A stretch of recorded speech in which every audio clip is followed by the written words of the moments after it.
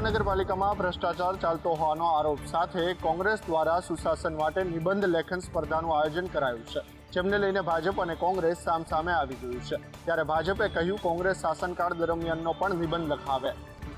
કોમ્પ્યુટરના અને કેલ્ક્યુલેટરના આંકડા ટૂંકા પડે એટલા આ દેશમાં ભ્રષ્ટાચારો થયા છે। એટલે કોંગ્રેસનું કામ આક્ષેપનું છે। પ્રજાએ 2021માં રાજકોટ મહાનગરપાલિકામાં 4 કોર્પોરેટર કોંગ્રેસના મોકલ્યા હતા, એમાંથી 2 વયા ગયા અને વળી પાછા આવ્યા। બધું રાજકોટની જનતા જાણે છે। ખરેખર જયમીનભાઈ ઠાકરને પહેલા એના અરીસામાં મોઢું જોવું જોઈએ। 3 મહિના પહેલા અગ્નિકાંડ થયો, ટીઆરપી ઝોનના 27 લોકોના મૃત્યુ થયા છે, એ આપ જોવો। પહેલા જમીન કૌભાંડ હોય, લાકડા કૌભાંડ હોય, હમણાં 15 દિવસ પહેલા સ્મશાનના લાકડા, એમાં પણ કૌભાંડ। ગુજરાતમાં ફરી એક વખત ચૂંટણીનો જંગ જામશે। એશિયાના સૌથી મોટા એપીએમસીની ચૂંટણી જાહેર કરી દેવામાં આવી છે। એશિયાના સૌથી મોટા ઊંઝા એપીએમસીમાં ચૂંટણી જાહેર કરી દેવામાં આવી છે। આગામી 9 ડિસેમ્બરના રોજ ઊંઝા એપીએમસીની ચૂંટણી યોજાશે। 10 ડિસેમ્બરના રોજ એપીએમસી ચૂંટણીનું પરિણામ જાહેર થશે। ઊંઝા એપીએમસીની ચૂંટણીની જાહેરાત થતાની સાથે જ સ્થાનિક કક્ષાએ અને પ્રદેશ કક્ષાએ પણ નેતાઓએ પોતાનું લોબિંગ શરૂ કરી દીધું છે। 28 ઓક્ટોબરના રોજ મતદાર યાદીનું આખરી પ્રકાશન થશે। 27 નવેમ્બર ફોર્મ ભરવાની શરૂઆત થશે અને 2 ડિસેમ્બરના રોજ ઉમેદવારી પત્રક પરત ખેંચવાનો અંતિમ દિવસ રાખવામાં આવ્યો છે। સાથે જ ઊંઝાના પીઢ આગેવાન નારાયણ પટેલે કહ્યું છે કે જ્યારથી એપીએમસી છોડ્યું ત્યારબાદ તેમાં પગ નથી મૂક્યો અને હું કાર્યકર્તા છું અને કાર્યકર્તા જ રહી। ઊંઝા ઉમિયાધામમાં અત્યારે ધજા મહોત્સવ ચાલી રહ્યો છે, ત્યારે આ કાર્યક્રમમાં પૂર્વ ડેપ્યુટી સીએમ નીતિનભાઈ પટેલ હાજર રહ્યા હતા અને તેઓએ સીએમ ભૂપેન્દ્ર પટેલના ભરપૂર વખાણ કર્યા હતા। આવા મુખ્યમંત્રી ઉંગલીમાં આપણને મળે, હસતા ને હસતા, કોઈ દિવસ નારાજ નહીં, એમને ગુસ્સે કરે એને હું ઇનામ આપીશ। બોલો, કોઈ મુખ્યમંત્રી ગુસ્સે ના કરી શકે। ગમે તેવો નારાજ આવ્યો હોય, ગમે તેવો ગુસ્સાથી આવ્યો હોય, પણ મુખ્યમંત્રીને મળે એટલે બધા ઠંડા થઈ અને હસતા હસતા બહાર જાય છે। એમનામાં જાદુ છે। વધુમાં નીતિનભાઈ પટેલે જણાવ્યું કે ડોક્ટરની હડતાળ ચાલી રહી હતી, ત્યારે હું ચિંતિત હતો, પરંતુ ભૂપેન્દ્ર પટેલે હસતા હસતા અને સ્મિત ભરાતે આ કામ કર્યું છે અને ડોક્ટરે હડતાળ સમેટી લીધી છે। તેઓ અજાત સૂત્ર છે। દ્વારકાના ભાણવડ નગરપાલિકાની બાળક બુદ્ધિ સામે આવી છે। પાલિકાના અધિકારીઓની અણાવડતના કારણે પાલિકાનો વહીવટ ઉઘાડો પડ્યો છે। ભાણવડમાં કરોડોના ખર્ચે બનાવેલો રોડ તોડવો પડ્યો છે। ભાણવડ પાલિકા વિસ્તારમાં આવતો સીસી રોડ આશરે 99 લાખના ખર્ચે બન્યો હતો, પરંતુ તે બન્યા બાદ પાલિકાને યાદ આવ્યું કે લાઇનમાં વાલ્વ નાખવાનું રહી ગયું છે અને તેના કારણે માત્ર 15 દિવસ પછી આરસીસી રોડ તોડવો પડ્યો। એક તરફ વર્ષોથી વેપારીઓ અને રાહદારીઓ બિસ્માર રસ્તાથી મુશ્કેલી વેઠી રહ્યા હતા, ત્યારે રોડ બનતા હાશકારો અનુભવ્યો હતો, પરંતુ રોડ બન્યા પછી પાલિકાના અધિકારીઓની અણાવડતના કારણે ફરીવાર પ્રજાના રૂપિયાનો વેડફાટ થયો છે। રોડ ફરીવાર ખોદીને મૂકી દેવામાં આવ્યો છે। ભાણવડ નગરપાલિકામાં એન્જિનિયર કે સુપરવિઝન માટે અધિકારી નથી છે તો તેઓ પગાર શેનો લઈ રહ્યા છે, કેમ કામમાં ધ્યાન આપતા નથી તેવો લોકો સવાલ કરી રહ્યા છે। રાજ્યમાં તંત્રની નબળી કામગીરીના રોજ નવા પુરાવાઓ સામે આવી રહ્યા છે। એવામાં જામનગરમાં નવીન કોઝવેનું ધોવાણ થતા લોકોમાં રોષની લાગણી જન્મી છે। જામનગર જિલ્લાના મોટા થાવરિયા અને ખીમરાણા ગામને જોડતો કોઝવે માત્ર 8 મહિના પહેલા બનાવવામાં આવ્યો હતો। ₹80 લાખના ખર્ચે તૈયાર થયેલા કોઝવેનું ગત જાન્યુઆરી મહિનામાં મંત્રી રાઘવજી પટેલના હસ્તે લોકાર્પણ કરવામાં આવ્યું હતું, પરંતુ માત્ર 8 માસમાં કોઝવે ધોવાઈ જતા અધિકારીઓ અને તંત્ર સામે અનેક સવાલો ઉઠી રહ્યા છે। જિલ્લામાં અનેક રાજાશાહી વખતના કોઝવે છે ને તે હજુ પણ અડીખમ ઊભા છે, પરંતુ તંત્રએ માત્ર 8 મહિના પહેલા બનાવેલો કોઝવે ધોવાતા તેમાંથી ભ્રષ્ટાચારની ગંધ આવી રહી છે। આ કોઝવે તૂટતા 3 ગામની અવરજવર બંધ થઈ ગઈ છે। હાલમાં પેટ્રોલ ડીઝલના ભાવ વધુ છે, તેવામાં ના છૂટકે ગામ લોકોને ફરીને જવાનો વારો આવ્યો છે। વડોદરામાં પૂરના પાણી ઓસર્યા છે, પરંતુ તંત્રના વાંકે સર્જાયેલી ઉપાધિ ઓછી થવાનું નામ નથી લઈ રહી। પૂર પીડિતો છેલ્લા ઘણા દિવસથી તંત્ર સામે ન્યાય માટે લડી રહ્યા છે, ત્યારે વડોદરા નાગરિક સંઘર્ષ મંચ દ્વારા આજે એક સંમેલન યોજાયું અને પૂર પીડિતોની વ્યથા સરકાર સુધી પહોંચાડવાનો પ્રયાસ કરાયો। જેતલપુર બ્રિજ નીચે પૂર પીડિતોએ પોસ્ટર બેનર સાથે વિરોધ કર્યો અને આ વર્ષે સ્કૂલ ફી, કોર્પોરેશન ટેક્સ અને વીજળી બિલ માફ કરવાની માંગ કરી। સાથે જે પ્રમાણે નુકસાન થયું છે તે જ પ્રમાણે વળતર ચૂકવવા પણ માંગ કરી। આ ઉપરાંત રેશન કાર્ડ ધારકોને બમણું અનાજ આપવાની અને ટેકનિકલ નિષ્ણાત રાખી ફરી પૂરની પરિસ્થિતિ ન આવે તેવી યોજના જલ્દી લાગુ કરવા પણ માંગ કરી। વીએમસીના ચેરમેને નગરજનોને તરાપા દોરડા રાખવાની સલાહ આપી હતી. જોકે સામાજિક કાર્યકરોના પ્રચંડ વિરોધ બાદ તેમણે માફી માંગી હતી. વલસાડમાં વાલીઓ માટે લાલબત્તી સમાન કિસ્સો સામે આવ્યો છે. નશામાં ધૂત વાહન ચાલકે અકસ્માત સર્જ્યો. આજરોજ વલસાડ શહેરમાં આવેલી RMVM સ્કૂલમાંથી શાળા છૂટ્યા બાદ બાળકોને સ્કૂલ વેન ચાલક વેનમાં બેસાડી ઘરે જઈ રહ્યો હતો ત્યારે વલસાડના RPF મેદાનની સામે રસ્તાની બાજુમાં આવેલી ગટરમાં શાળાના બાળકો ભરેલી વેન ઉતરી દેતા અકસ્માત સર્જાયો હતો. આ ઘટનામાં કોઈ પણ પ્રકારની જાનહાનિ થઈ નથી. પોલીસે બાળકોને કારમાંથી હેમખેમ બહાર કાઢ્યા. અન્ય વાહનમાં બાળકોને ઘરે મોકલ્યા હતા. સ્કૂલ વેનને ગટરમાંથી બહાર કાઢવામાં આવી હતી. નશાની હાલતમાં સ્કૂલ વાહન ચાલક હતો, જેથી તેને દંડ ફટકારવામાં આવ્યો હતો. શાળાના ભરેલી વેન લઈને બાળકોને લઈને આ ચાલક નીકળ્યો હતો અને અકસ્માત સર્જાતા વાલીઓ અને પોલીસે મદદ કરીને ગાડી ઊભી કરી.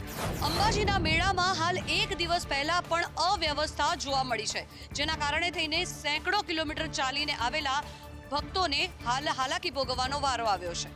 અંબાજીમાં ગણતરીના કલાકો બાદ ભાદરવી મહાકુંભ શરૂ થવા જઈ રહ્યો છે, ત્યારે અંબાજી મંદિર ટ્રસ્ટ દ્વારા પ્રસાદને લઈને જે વ્યવસ્થા ગોઠવવામાં આવી છે તેને લઈને ભક્તોમાં નારાજગી જોવા મળી રહી છે.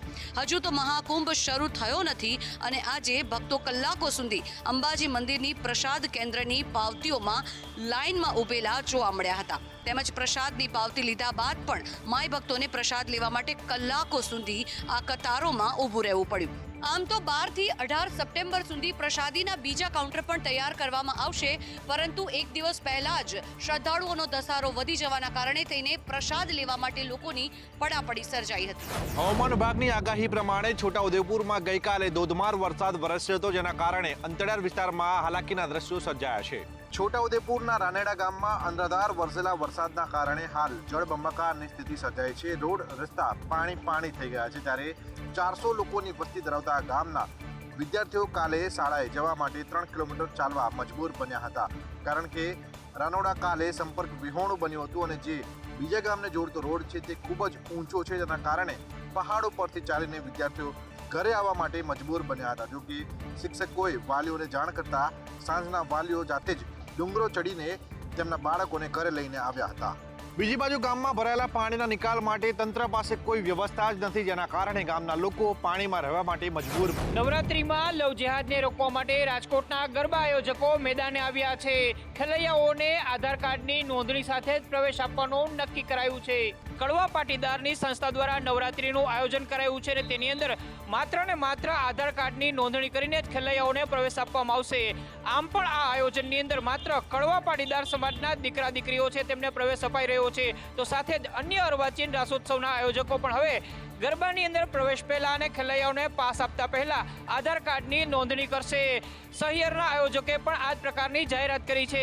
તો વિશ્વ હિન્દુ પરિષદે પણ આ આયોજન અને આ પ્રકારના નિવેદનને આવકાર્યું છે અને કહ્યું છે કે નવરાત્રીની અંદર તમામ ખેલૈયાઓની આધાર કાર્ડ સાથે નોંધણી કરીને પછી જ પ્રવેશ આપવો જોઈએ. આયોજકોનું કહેવું છે કે ન માત્ર લવ જેહાદ રોકવા, પરંતુ સુરક્ષાની દ્રષ્ટિએ પણ આધાર કાર્ડ ફરજિયાત છે અને એના માટે તમામ આયોજકો સહમત પણ છે. અમદાવાદથી ગાંધીનગર જવું હવે વધુ સરળ બનશે, કારણ કે અમદાવાદ ગાંધીનગર મેટ્રો ટ્રેન સેવાની PM મોદી લીલી ઝંડી આપવાના છે. ગુજરાતના પાટનગર, ગાંધીનગર અને અમદાવાદ વચ્ચે મેટ્રો ટ્રેન સેવા શરૂ થવાની હવે માત્ર ગણતરીના દિવસો બાકી રહ્યા છે. વડાપ્રધાન નરેન્દ્ર મોદી આગામી સમયમાં ગુજરાતની 2 દિવસની મુલાકાતે આવી રહ્યા છે, જે દરમિયાન તેઓ અમદાવાદ ગાંધીનગર વચ્ચે મેટ્રો ટ્રેન સેવાનું ઉદ્ઘાટન કરશે. ખાસ કરીને ગાંધીનગર સચિવાલયમાં કામ કરતા કર્મચારીઓને મેટ્રો ટ્રેન શરૂ થવાથી ઘણો ફાયદો થશે. ફેઝ 2નો કુલ રૂટ 28.24 કિલોમીટરનો છે. તેમાં 22.84 કિલોમીટર મોટેરાથી મહાત્મા મંદિર કોરિડોર અને 5.42 કિલોમીટર GNLU ગિફ્ટ સિટી કોરિડોરનો સમાવેશ થાય છે. મોટેરા સ્ટેડિયમથી મહાત્મા મંદિર વચ્ચે કુલ 20 સ્ટેશન હશે. અમદાવાદ ગાંધીનગર મેટ્રો ટ્રેન સેવા શરૂ થતા અમદાવાદીઓ સરળતાથી પાટનગર, ગાંધીનગર પહોંચી શકશે. અમદાવાદ રેલવેમાં મુસાફરી કરનારા આ સમાચાર તમારા માટે છે. AMTS અને BRTS બસ હવે કાળુપુર નહીં આવે. રાજ્યના સૌથી મોટા મહાનગર એવા અમદાવાદમાં કાળુપુર રેલવે સ્ટેશનનું નવીનીકરણ કરવામાં આવી રહ્યું છે, જેના પગલે ટ્રાફિકની સમસ્યા ન થાય તેના માટે ટ્રાફિક ડાયવર્ઝન આપવાનો નિર્ણય લેવામાં આવ્યો છે. આ કામગીરીથી AMTS અને BRTSના 30 રૂટ પ્રભાવિત થશે અને 1500થી વધારે ટ્રીપ પ્રભાવિત થશે. આશરે 1 વર્ષ સુધી નવીનીકરણની કામગીરી ચાલશે અને તે માટે જનમાર્ગ લિમિટેડ દ્વારા સંચાલિત BRTS અને AMC સંચાલિત AMTS બસના રૂટમાં ફેરફાર કરવામાં આવ્યા છે. કાળુપુર રેલવે સ્ટેશન તરફ જતી અને ત્યાંથી પસાર થતી તમામ BRTS અને AMTS બસોના રૂટ બદલવામાં આવ્યા છે. આજે 11 સપ્ટેમ્બરથી તમામ રૂટ બદલવામાં આવ્યા છે અને લોકોને ઓછામાં ઓછી અગવડતા પડે તેવા પ્રયાસ કરાયા છે. 108 કિલોમીટર લાંબા BRTS કોરિડોરમાં 100% ઇલેક્ટ્રિક બસ દોડાવનાર સુરત મનપા દેશમાં પ્રથમ મનપા બની રહેશે. ઇલેક્ટ્રિક બસ દ્વારા માર્ગ પરિવહનની સુવિધા પૂરી પાડનારી સુરત દેશની પ્રથમ મનપા બનશે.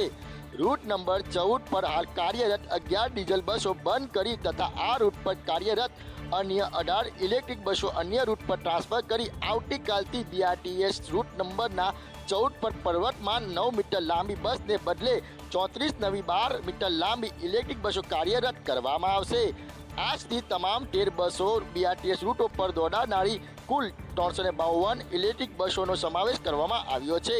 સુરત મનપાના દાવા મુજબ શહેરના 98% વિસ્તારમાં જાહેર પરિવહનનું નેટવર્ક ઊભું કરવામાં આવ્યું છે અને 2 લાખથી વધુ મુસાફરો તેનો લાભ લઈ રહ્યા છે. આ સપ્ટેમ્બરમાં અષાઢી માહોલ રહેશે, આવું કહેવું છે હવામાન નિષ્ણાંત અંબાલાલ પટેલનું. અમદાવાદ સહિત રાજ્યના અમુક જિલ્લાઓમાં વરસાદે વિરામ લીધો છે તો અમુક જિલ્લાઓમાં વરસાદી માહોલ છવાયો છે. ત્યારે હવામાન નિષ્ણાંત અંબાલાલ પટેલનું કહેવું છે કે સપ્ટેમ્બર મહિનામાં પણ વરસાદ ધોધમાર વરસશે. તેમના કહેવા પ્રમાણે બંગાળના ઉપસાગરમાં સિસ્ટમ સક્રિય થઈ છે, તેથી અમદાવાદ ગાંધીનગરમાં પણ હળવાથી ભારે વરસાદની આગાહી કરવામાં આવી છે. 16 સપ્ટેમ્બર સુધી વરસાદી માહોલ છવાયેલો રહેશે. ભાદરવી પૂનમ આસપાસ રાજ્યમાં હવામાનમાં પલટો આવશે. તેમજ તારીખ 22થી 26 સપ્ટેમ્બર દરમિયાન ગુજરાતમાં કેટલાક વિસ્તારોમાં વરસાદ આવી શકે છે. તારીખ 27 સપ્ટેમ્બરથી 5 ઓક્ટોબર દરમિયાન રાજ્યમાં ભારે પવન ફૂંકાશે. અંબાલાલ પટેલે શક્યતા વ્યક્ત કરી છે કે નવરાત્રિમાં પણ આ વખતે વરસાદ રહેશે.